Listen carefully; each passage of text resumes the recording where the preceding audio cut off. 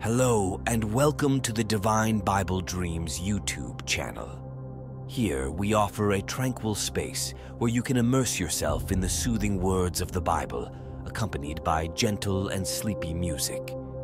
Before we delve into today's story, if you find solace in the calming embrace of God's Word, we kindly ask that you subscribe and like this video. By doing so, you'll ensure easy access to our future narrations and create a peaceful haven for your nightly routine. Now let's embark on a journey through one of the many timeless stories from the Bible. Amidst the verdant embrace of a world marred by the shadow of human wickedness, a divine decision rippled through the heavens. God, gazing upon the turmoil and cruelty that had woven their insidious tendrils deep into the fabric of humanity, resolved to cleanse the earth with a torrential flood. Yet within this tempest of judgment, a single soul shone like a distant star, Noah. His righteousness, a beacon in the encroaching darkness, had captured the unwavering attention of the Almighty. One morning, as the first tendrils of dawn unfurled over the tranquil landscape, Noah stood by the riverside, the soft rustling of leaves and the gentle murmur of the flowing waters creating a symphony of solitude. His eyes, an enigmatic blend of contemplation and reverence, were fixed upon the river's embrace. In that tranquil moment, an ethereal presence, warm and invigorating, encircled him. A voice, both commanding and tender, resonated in the depths of his being. "Noah, you have found favor in my eyes," the voice echoed, its resonance carrying the weight of ancient stars. "I have beheld the darkness that festers within humanity's heart, and I have decreed to cleanse the earth with a flood. Yet you and your family shall find refuge in my mercy." Noah's spirit trembled with a cocktail of awe and humility. He knelt upon the mossy ground, tears shimmering in the corners of his eyes as he whispered a prayer of gratitude. "Thank you, Lord, for your boundless grace." And as the echo of that voice faded into the embrace of the morning, Noah rose from his humble posture, a renewed sense of purpose settling like an anchor within his soul. In the days that followed, Noah's very presence became an embodiment of steadfast faith to his family. He recounted the divine encounter, sharing with fervor the Creator's blueprint to salvation, a grand vessel, an ark that would stand as a bastion against the impending deluge. His wife, his sons, Shem, Ham, and Japheth, and their chosen companions listened with rapt attention, their hearts stirred by the enormity of the mission laid before them. The rhythmic cadence of hammer against wood reverberated through the valley, harmonizing with the rustling leaves and the distant hum of the river. Noah, flanked by his sons, initiated their colossal endeavor. A clearing near the riverside transformed into a bustling construction site where ancient trees surrendered their mighty forms to become the very bones of the ark. Guided by Noah's hands, each beam was crafted with reverence. Meticulously, they were hewn, shaped, and assembled, culminating in an intricate lattice that would form the foundation of their salvation. The family worked in unity, unshakable faith fueling their every effort as they labored tirelessly beneath the open sky. As the ark began to take form, its scale defied imagination. It stretched toward the heavens, a titan arising from the hands of mere mortals. 3 towering levels soared into the sky, each one a testament to their unwavering trust in the divine plan. Compartments took shape within, becoming chambers that would house not only their own kin, but creatures great and small who would share in this journey of preservation. As the ark's completion drew near, Noah affixed a stout door at its side, a passage that would bridge the present and the future, an entrance to the world's renewal. He marveled at the colossal ark, a living testament to his obedience and the celestial guidance he had been granted. With the last stroke of effort, the ark stood as an indomitable fortress. More than a mere vessel, it was a living emblem of hope, a sanctuary against the maelstrom to come, and a tribute to the boundless grace of the Creator. And as the sky began to roil with impending storm, Noah's unwavering faith and the towering ark stood as beacons amidst the encroaching darkness, a testament to humanity's capacity for transformation and the promise of redemption. Noah's Ark, gathering of life. As the sun dipped below the horizon, casting a warm mosaic of oranges and purples across the sky, Noah stood before the colossal ark. The structure, a monument of faith and devotion, seemed to loom larger against the twilight canvas. Beside him, the soft rustle of leaves and the distant chirping of crickets painted a peaceful scene. Days had turned into weeks, and weeks into months since Noah's fateful encounter with the divine. Now, with the ark standing resolute before him, his next mission unfolded, a mission that would breathe life into the vessel, populating it with the diverse tapestry of Earth's creatures. Guided by the voice that had once whispered its purpose into his soul, Noah set out to fulfill his sacred charge. The Creator's command was simple yet profound. Bring pairs of every kind of animal, both clean and unclean, onto the ark, that their species may endure the cleansing waters. And so, as the moon began its ascent into the night sky, Noah embarked upon a journey of a different kind. With a heart brimming with purpose, he traversed forests and grasslands, scaled mountains and descended into valleys, seeking creatures of all shapes, sizes, and colors. His every step was filled with determination, knowing that his actions carried the weight of preserving life itself. Each animal encounter was a testament to God's creative handiwork. Noah approached creatures he had known from his days as a shepherd, the gentle lambs, the lumbering elephants, and the inquisitive deer. Yet, there were also creatures he'd never before seen, exotic birds with plumage more vibrant than the rarest gemstones, reptiles adorned with intricate patterns that seemed to tell stories of distant lands, and creatures of the deep with eyes that held secrets of the abyss. As he encountered each animal, Noah's heart swelled with gratitude. With tenderness and respect, he welcomed them into the ark, offering them shelter against the approaching flood. His eyes gleamed with a deep understanding that this moment held the very essence of life's continuity, the survival of species, the heartbeat of the planet. But Noah's charge extended beyond the animals alone. With unwavering purpose, he turned his focus to ensuring the well-being of his own family and the animals that shared their refuge. His storerooms burgeoned with provisions, grains, fruits, vegetables, and all manner of sustenance that would sustain them during the turbulent days that lay ahead. Days turned into nights as Noah meticulously organized his floating haven. The ark's halls, once echoing with the hammer's rhythm, now hummed with life. He built compartments and chambers, fashioned feeding troughs, and ensured the vessel was as much a sanctuary as it was a vessel of preservation.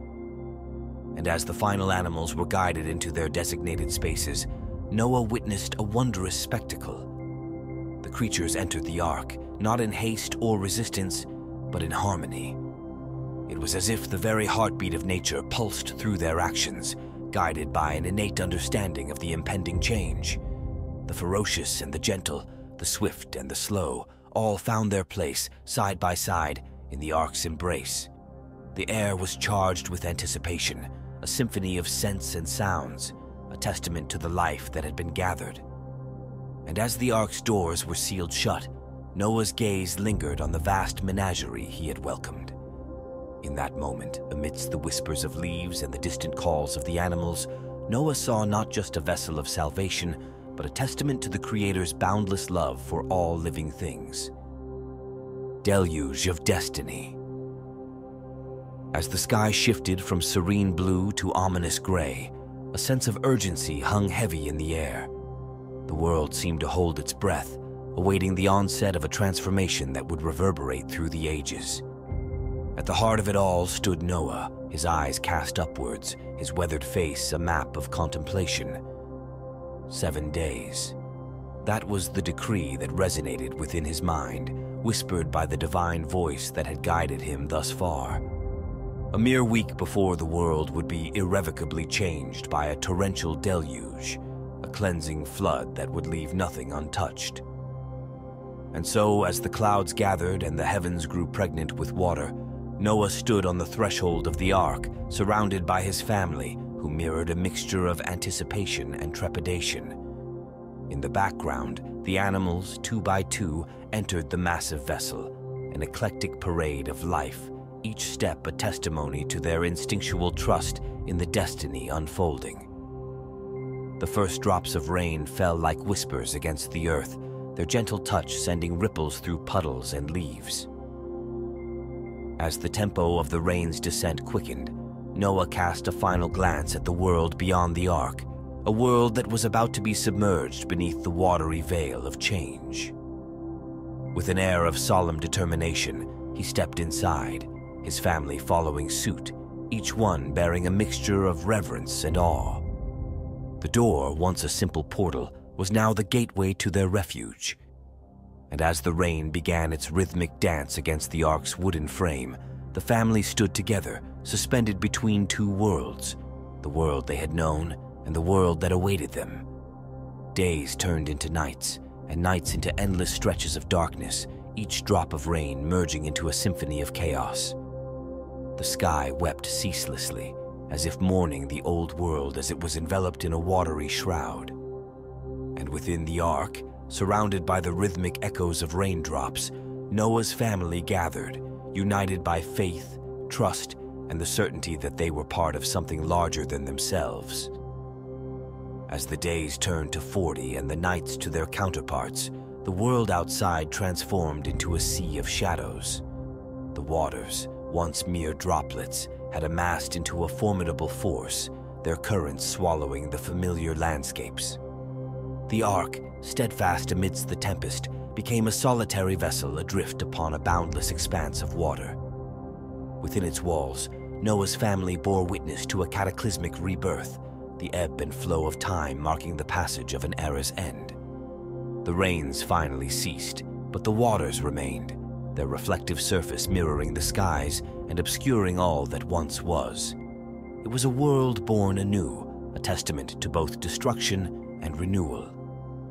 As the ark floated upon the still waters, suspended between heaven and earth, Noah's heart was a mosaic of emotions: awe for the divine's power, gratitude for the chance to embark on this voyage of redemption, and the weight of stewardship for all life that rested upon his shoulders. The ark, a sanctuary amid the abyss, became a vessel not just for survival, but for hope, for within its wooden embrace lay the promise of a second chance, the crescendo of a symphony of faith that resounded across time and memory. Emergence from the abyss time hung suspended in a realm between chaos and rebirth. The ark, once a vessel of faith amidst the torrent, now floated upon the tranquil waters, its inhabitants clinging to the promise of salvation as the tempest subsided.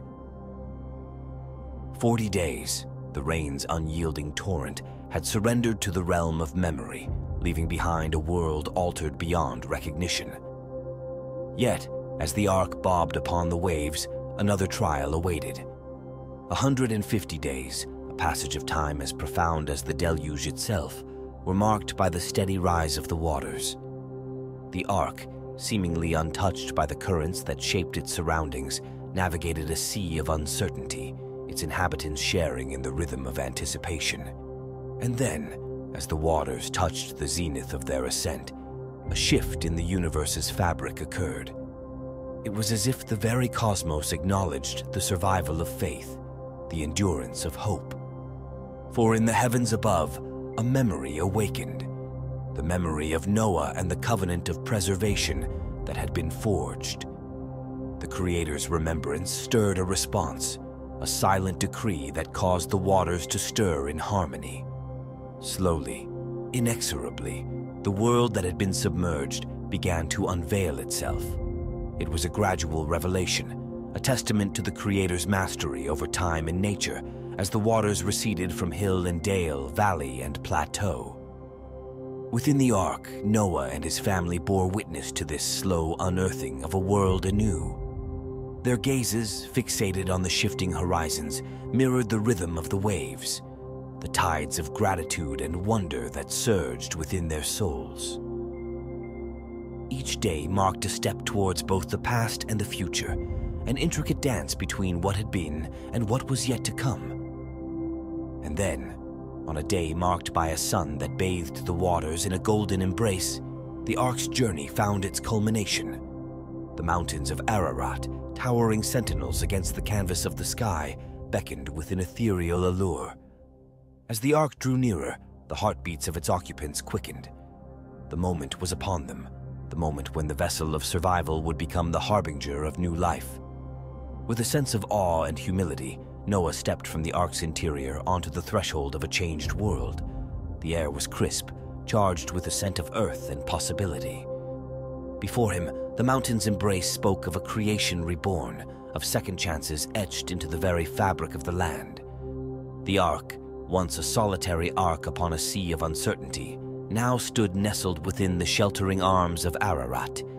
Its inhabitants, both human and animal, ventured forth, their eyes alight with wonder as they stepped onto the fertile ground. It was a realm of promise, a canvas upon which humanity could once again inscribe its stories. As the world stretched and yawned, shaking off the remnants of its watery cocoon, Noah's heart surged with gratitude. The memory of the deluge was etched into the very marrow of existence, a reminder that amidst the chaos of creation, there resided a balance, a harmony of destruction and renewal that gave birth to life's inexorable march. And so, as the Ark stood resolute on the mountains of Ararat, a new chapter began.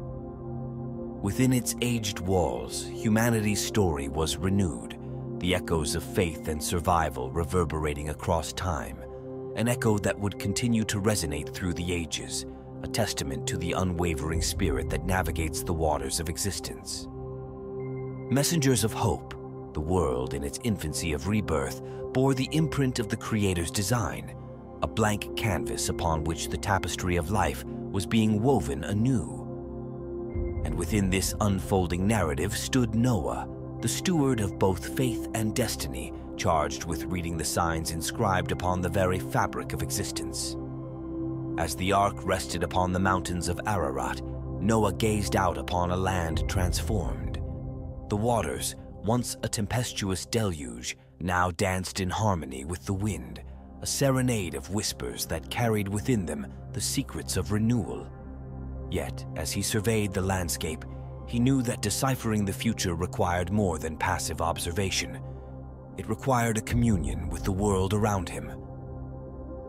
With this resolve, Noah turned his attention to the creatures that had been sheltered within the Ark, the messengers that would weave the threads of revelation. First, a raven was chosen, its ebony wings cutting through the air as it soared into the horizon. It was a creature that navigated both darkness and light, a fitting emissary to test the waters of a changed world. Days passed, the sun casting its golden light upon the realm below, and the raven returned, an enigma of feathers and beady eyes. Its return carried a message, a lack of reprieve. No place to alight, no solace in sight. The Creator's decree lingered within the raven's flight, a declaration that the land was yet to fully embrace the living. Undeterred, Noah sought another harbinger of destiny. A dove, gentle and pure, was selected, a symbol of peace and a bridge between realms. It spread its wings and soared, a white beacon against the sky's expanse. The world held its breath, for within the dove's flight lay the promise of revelation. Days turned into nights, and the dove, in its quest, returned bearing an olive leaf, a verdant sign that whispered tales of receding waters and the resurgence of life. The sight of the leaf cradled in the dove's beak was a symphony of hope, a melody that echoed across the Ark's inhabitants, painting their hearts with hues of optimism. But Noah, a sage upon the threshold of creation's rebirth, knew that the dove's journey was not yet complete. With the finality of decision, he sent forth the dove once more, a release of faith into the unknown. Days slipped into history, and then a flutter against the horizon. A dove, this time absent the return flight that had become its custom. It was a revelation that needed no words, a testimony that the earth, once drenched by the waters of destiny, now stood upon dry ground. As the dove's absence was embraced by the sky's expanse, Noah felt a symphony of emotions rise within him. The journey of these messengers was a testament to the Creator's orchestrations, a choreography that spanned the elements, a ballet of flight, hope, and discovery. With the ark now an empty vessel amidst the landscape, Noah stood in the threshold of a world reborn. The raven and the dove, emissaries of prophecy, had etched their tales upon the canvas of existence. Their flights, their returns, and their ultimate disappearance were threads woven into the very fabric of his memory, an echo of faith's enduring song, and a reminder that, even amidst the chaos of rebirth, destiny had been carefully written by the hand of the divine. Emergence of promise. The passage of time had sculpted the landscape into an emblem of transformation. The mountains of Ararat, once silent witnesses to the deluge's aftermath, now cradled an ark, a vessel that had withstood the tempest's fury, an echo of human resilience amidst nature's grand design. Within its time-worn walls, life had thrived, faith had endured, and destiny had unfurled its tapestry. And then, one day, the call came, a whisper in the breeze that resonated deep within Noah's soul. It was time. Time to emerge from the womb of the ark, to traverse the threshold of renewal, to greet a world reborn. With a heart both light and heavy with anticipation, Noah gathered his family, a disparate symphony of souls united by their journey. Stepping beyond the ark's embrace was akin to stepping into the annals of history. The air was charged with a blend of wonder and reverence, a testament to the moment's gravity. The animals whose lives had intertwined with humanity's for this fleeting chapter emerged into the daylight, their forms silhouetted against the azure sky. It was a tableau of life's triumphant persistence, an affirmation of existence's tenacity. But the emergence was only the beginning. Noah, a figure of purpose and faith, recognized that this moment held more than mere celebration. It held a tribute of gratitude. With deft hands, he gathered the stones that lay scattered on the newfound land, erecting an altar to bear witness to humanity's enduring bond with the divine. Upon this altar, sacrifices were made, a symphony of fragrant smoke that mingled with the whispers of wind. It was an offering of gratitude, a chorus of thanks that transcended words. For the Creator's mercy had been revealed in its fullness, and Noah's heart overflowed with awe, his spirit resonating with a song of deliverance. As the echoes of the sacrifices drifted into the heavens, an answer was granted, a divine covenant that bore the weight of eternity. The Creator's voice resonated, an echo of promise that transcended time and circumstance. I establish my covenant with you.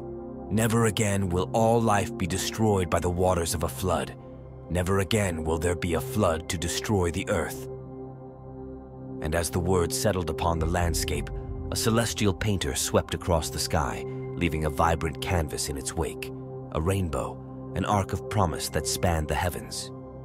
It was a covenant etched not just in the heavens, but in the very fabric of existence, a reminder that the Creator's promises were as immutable as the laws that governed creation itself. Noah stood amidst this tableau, a witness to the Creator's grace, a guardian of hope in a world reborn.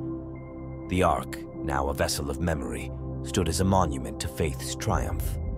The altar, adorned with the fragrance of sacrifice, bore witness to the soul's yearning for communion. And the rainbow, arcing across the horizon, whispered of a promise eternally kept, a covenant that would echo through the ages, a symphony of faith and deliverance that would transcend time's embrace. The threads of life. The echoes of history unfolded in the footsteps of Noah and his family, whose lives had been cast upon the canvas of a renewed world. The arc of destiny that had begun with a divine whisper now bore the weight of humanity's hopes, dreams, and relationships, a symphony of existence that played on amidst the echoes of the past. With each passing year, the descendants of Noah multiplied, a testimony to the Creator's covenant of preservation. The lands once submerged beneath the deluge's embrace now bore the footprint of life's resilience. The Ark, a vessel of both survival and promise, had given way to the pulse of existence, an existence that would branch out into a multitude of lives, cultures, and stories. In the midst of this burgeoning mosaic, Noah's role shifted. A steward of survival had become a husbandman, a cultivator of the earth's bounty. With a heart that resonated with the rhythms of nature, he planted a vineyard, a testament to his commitment to the cycles of life, growth, and harvest. The earth yielded its treasures, and in each vine, Noah saw a reflection of the Creator's artistry, a reminder that creation was a symphony of interconnectedness. But as life danced in celebration, a thread of vulnerability was woven into the narrative. One day, as the sun dipped below the horizon and the firelight cast its amber glow upon the land, Noah partook of the wine born from his vineyard. With each sip, the boundaries of sobriety grew faint, and the line between celebration and abandon blurred. Under the spell of wine's allure, Noah's guard was lowered, and vulnerability seeped into the scene. He lay, the wine's embrace veiling his faculties, within the sanctum of his tent. It was a moment stripped of artifice, a tableau that exposed a man's humanity in all its rawness. Within this tableau of vulnerability, his son Ham entered, a moment witnessed by the stars above and the heavens beyond. The sight of his father's nakedness invoked a choice that would ripple through the fabric of generations. Ham's actions spoke of a lack of reverence, a lack of understanding for the sanctity of vulnerability. With a heart heavy with awareness, Ham ventured forth to his brothers, Shem and Japheth. He carried his father's vulnerability upon his shoulders, an offering of shared experience or perhaps jest. But Shem and Japheth, with a wisdom born of respect, responded differently. They chose not to gaze upon their father's exposed form, recognizing the sanctity of the moment. Cloaked in a garment of humility, they entered their father's tent, their eyes averted from the sight that lay before them. Together, they covered Noah's nakedness, their actions woven from threads of respect, honoring the man who had weathered both the deluge and the tumult of existence. Upon awakening from his wine-induced slumber, Noah became aware of the choices that had been made in his absence. His heart was a tapestry of emotions, gratitude for Shem and Japheth's respect, and a realization of Ham's lack thereof. In response, his words carried weight, a weaving of blessings and curses that would shape the destiny of his descendants. The legacy of Noah was one not just of survival, but of the intricate interplay between vulnerability and respect. It was a legacy that reflected the very heart of humanity, a heart that could be both fragile and resilient, capable of both reverence and disregard. The story of Noah's post-flood life was a reminder that existence, with its threads of complexity and simplicity, was an intricate dance, a dance that continues to weave its steps through the corridors of time. The thread of unity. The early days after the flood were marked by a sense of camaraderie that transcended differences.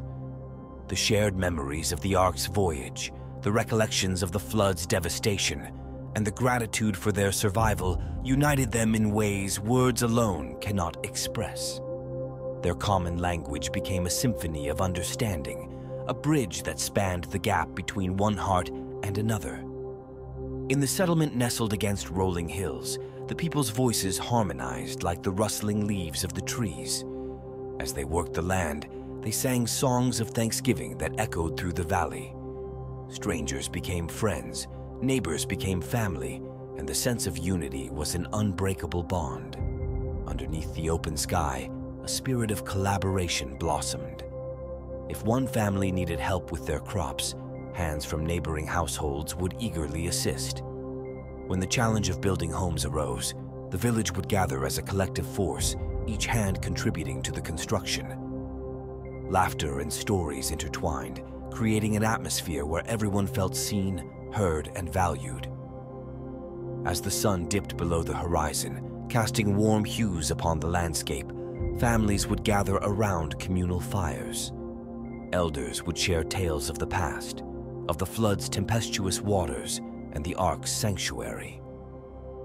Children listened with wide-eyed wonder, the stories etching themselves into their young minds. Unity was more than a concept. It was a living reality that colored every facet of life. Beneath the canopy of stars, the people would raise their voices in unison, their praises reaching the heavens like incense.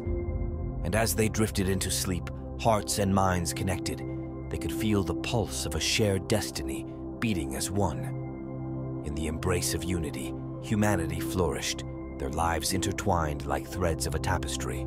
But as time would reveal, this unity held the potential to unravel, exposing the complexities of human nature and the intricacies of divine design. The ambitious project. Within the heart of the thriving settlement, an ambitious idea began to take root, an idea that would challenge the very boundaries of human capability and divine intention. The people, unified by their shared language and a growing sense of accomplishment, conceived a monumental plan to construct a tower that would pierce the heavens themselves. The concept of such an endeavor spread like wildfire through the village, igniting the imaginations of young and old alike. Men and women, inspired by the unity that had thus far defined their existence, saw in this audacious project an opportunity to etch their legacy upon the cosmos. Their hearts surged with a fervor that bordered on zealotry as they envisioned a tower that would rival the grandeur of the mountains and touch the very firmament of the skies. As the foundations were laid and the first stones were stacked, the villagers' determination grew stronger with every brick they set in place. The tower rose defiantly from the earth, its ascent a testament to human ingenuity and boundless aspiration. With each level completed, their confidence swelled and their unity intensified. The tower, though yet incomplete, became a beacon that drew people from distant corners, each eager to lend their hands to the endeavor. Amidst the clatter of construction, a sense of purpose surged through the people's veins.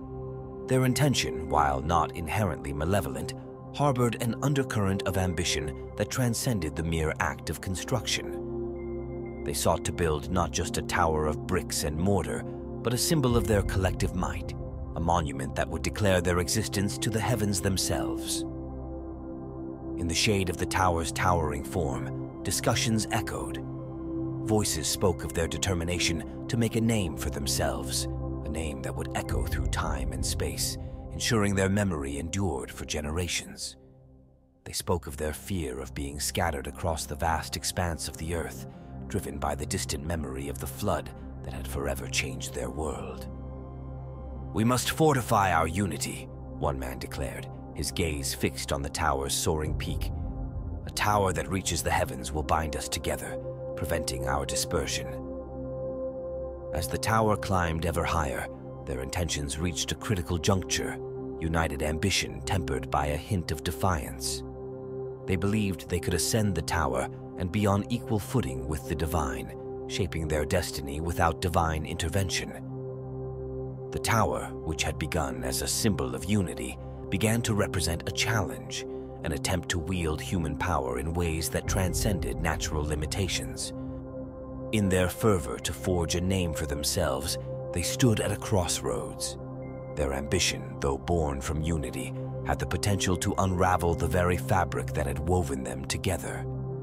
As the tower reached toward the heavens, it bore the weight of their aspirations, their intentions, and the uncertainty of what lay beyond the skies. God's intervention. Yet, even as the tower grew in stature, an unblinking gaze watched from the realms above. God, who had witnessed humanity's evolution and observed their unity with a mixture of affection and caution, now turned his divine attention toward the ambitious project that had taken root. From the heavens, God beheld the tower's construction, a tangible manifestation of human aspiration. He saw the people, united by their shared language and boundless dreams, toiling tirelessly to reach heights beyond their reach. And as the tower soared, his gaze extended beyond the physical structure, piercing the hearts of the builders themselves. Amidst the clatter of hammers and the echoes of labor, God's concern deepened. His omniscient perception allowed him to discern the intentions and motivations that underpinned this colossal undertaking. While he acknowledged their unity and ambition, he also perceived the seed of pride that had taken root, an arrogance that whispered that humanity could challenge even the divine order. God's concern was not rooted in jealousy or fear, but in the awareness that such unchecked ambition could lead to a fall from grace. The unity that had defined the people's existence was becoming ensnared in the web of their own achievements. Their prideful hearts, fueled by their burgeoning tower, risked alienating them from the very essence of their creation and purpose. As God observed the tower's ascent, his divine voice resonated with a mixture of sorrow and admonition. "Behold," he declared, the words carried on the wind and echoing through the chambers of their souls. "The people are one, and they have a common language. This is just the beginning of their endeavors. And yet, their pride blinds them to their own fragility and vulnerability."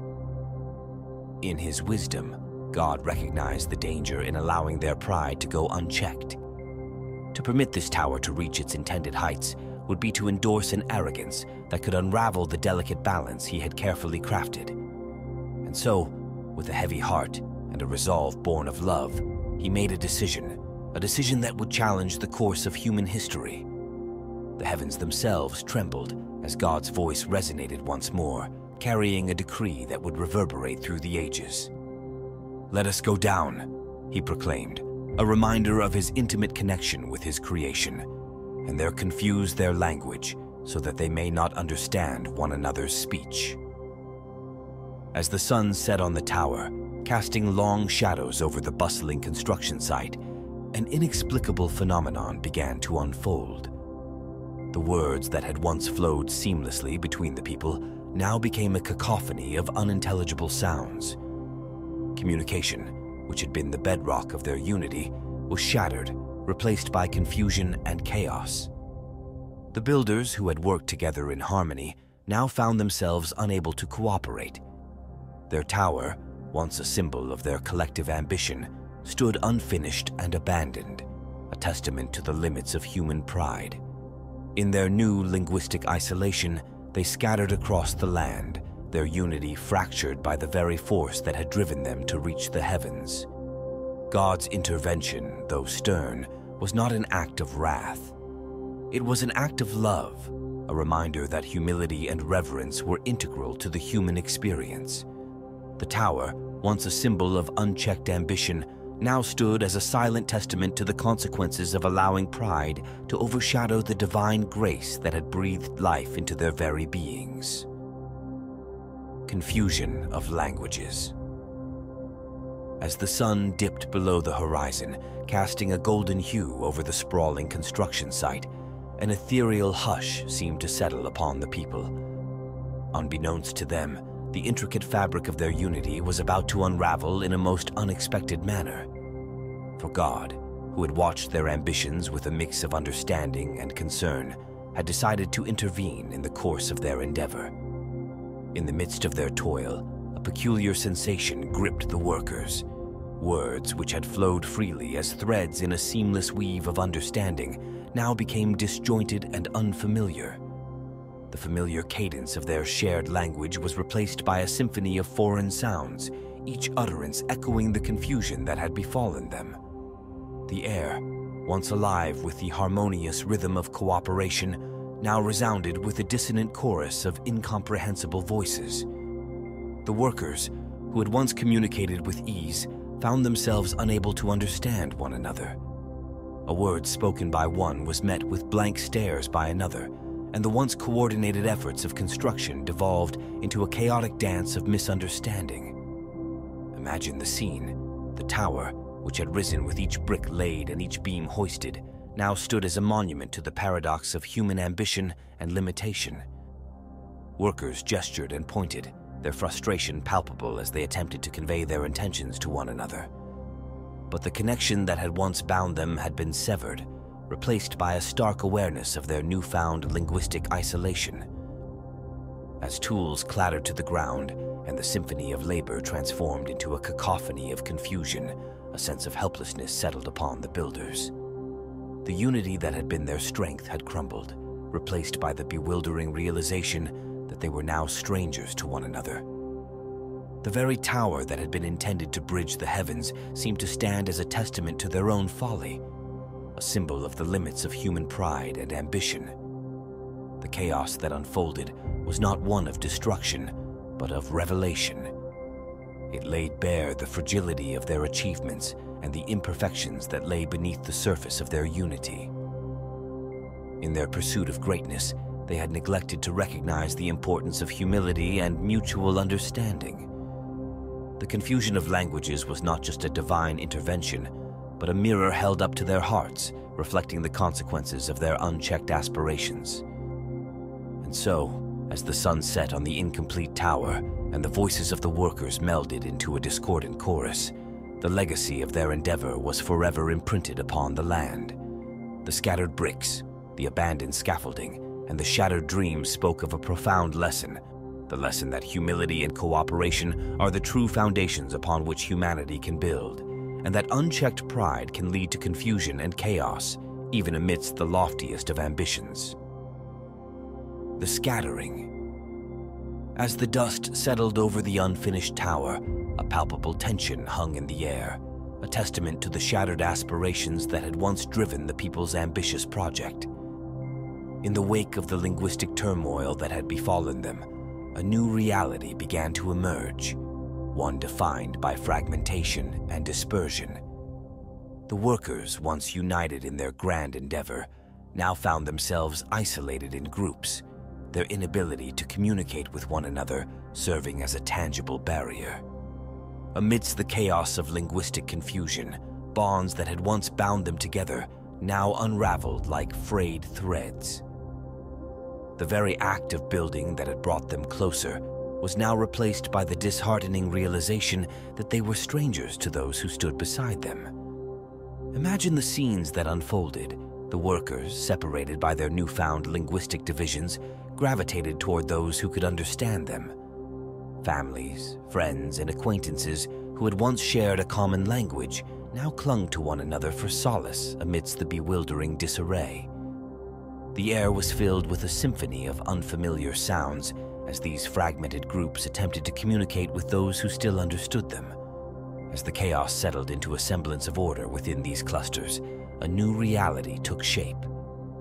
Each group began to move away from the central site, seeking refuge and understanding among those who shared their language. Slowly but surely, these groups migrated to different parts of the earth, each carving out its own path, identity, and destiny. Families bound by the familiarity of language ventured forth into the unknown. As they traversed diverse landscapes and encountered different environments, they adapted and evolved, their unique linguistic heritage shaping their interactions and perceptions. The seeds of nations were sown in the fertile ground of diversity, their roots firmly established in the distinct languages that had arisen from the divine intervention. Imagine the panorama of humanity unfolding. The people, once unified in purpose, now scattered like stars across the night sky. The legacy of the tower's ambitious construction was not the towering edifice that had been envisioned, but the rich mosaic of cultures and nations that had emerged from the remnants of unity. And so, as the scattered groups ventured forth, the earth began to bloom with the diversity of human experience. Languages echoed through valleys and mountains, each one carrying the story of a people who had journeyed from a common origin. From the confusion of Babel arose a kaleidoscope of nations, each with its own language, customs, and history. The legacy of the tower, though uncompleted, had yielded a far-reaching impact, one that would shape the course of humanity's journey for generations to come. As the chapters of history turned, the lesson of Babel endured, a reminder that pride and unchecked ambition can lead to divisions, but also that from those divisions can emerge a beautiful mosaic of cultures and nations, each woven together by the threads of human experience and the shared journey through the intricate corridors of time. The tower abandoned. As the linguistic divisions deepened and the once united workers found themselves isolated within their language groups, a sense of bewilderment settled over the construction site of the Grand Tower. The once bustling atmosphere was replaced by a palpable stillness, a stark reminder of the shattered dreams and aspirations that had fueled their ambitious project. Imagine the scene, an intricate web of architectural ambition frozen in time.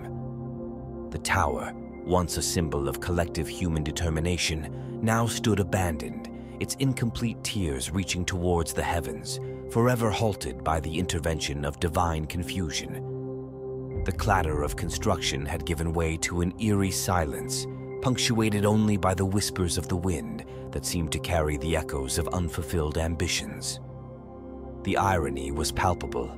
The tower meant to pierce the skies and touch the very realm of the divine now stood as a monument to the limits of human endeavors. Its unfinished state, a reflection of humanity's inability to transcend its earthly bounds, seemed to mock the hubris that had driven its construction. The very aspiration that had united the people now lay shattered and scattered amidst the linguistic chaos. In the shadow of the tower's abandoned construction, a sobering lesson emerged, a reminder that no matter how grand our ambitions, we are bound by the intricacies of our nature and the limitations imposed by the greater design of the universe. The tower's unfinished state became a symbol of humility, a humbling testament to the fragility of human aspirations when untethered from a deeper understanding of the world and our place within it. As generations passed, the tower's once imposing presence eroded under the passage of time and the elements. The bricks, stones, and mortar that had been meticulously laid by human hands were reclaimed by nature, a gradual process of dissolution that mirrored the dispersal of the people themselves. The tower, once a beacon of audacity, became a part of the earth it had sought to transcend. And so, in the aftermath of the linguistic upheaval and the subsequent abandonment of the tower, a poignant narrative unfolded. A narrative of dashed ambitions, humbled aspirations, and the enduring truth that human endeavors, no matter how towering, are subject to the currents of destiny. The tower's legacy endured not in its towering structure, but in the lessons it imparted, a reminder to embrace humility and seek harmony with the grand interconnectedness of existence. Naming Babel, in the wake of the abandoned tower, a name emerged that would forever encapsulate the essence of the event, the name Babel. It was a name that carried within it the echoes of confusion, a linguistic testament to the discord that had fractured humanity's unity. From the very word that had become synonymous with the bewildering mixture of languages, the city and its legacy would be forever known as Babel. As languages continued to evolve and diversify among the scattered groups, the event at Babel left an indelible mark on the trajectory of human culture. The once shared language had acted as a unifying force, enabling the seamless exchange of ideas, stories, and knowledge. With its fragmentation, the once cohesive human narrative splintered into countless linguistic threads, each weaving a unique story that would give rise to distinct cultures, traditions, and ways of understanding the world. The legacy of Babel rippled through history, influencing the development of languages, shaping the evolution of literature and oral traditions, and fostering the emergence of diverse customs and belief systems. From the cacophony of languages born at Babel, humanity would come to celebrate the richness of its own diversity. The name Babel became more than a mere geographical identifier. It became a symbol of the boundless potential for human expression and the multitude of paths that lay open before mankind. It signified the transformative power of language and its role in shaping the identity of civilizations. Through Babel, humanity's story refracted into countless hues, each one contributing to the mosaic of cultures that would define the course of history. In the modern world, the legacy of Babel endures, a reminder of the complex interplay between language, culture, and the shared human experience. It stands as a testament to the interconnectedness of all humanity, a shared ancestry that spans continents and epochs. The story of Babel, etched in the annals of time, challenges us to recognize the beauty in our diversity, to bridge the gaps between languages and cultures, and to weave a collective narrative that embraces the myriad threads of human existence. As you come to the end of this chapter in Divine Bible Dreams, we extend our heartfelt gratitude for your presence. If you discovered meaning in these words, we gently invite you to embrace the like button and subscribe to our channel. Let our weekly Bible stories be a soothing companion, leading you into a realm of comfort and serenity as you find your way to restful slumber. Your support is a beacon, allowing us to illuminate the path with these timeless tales.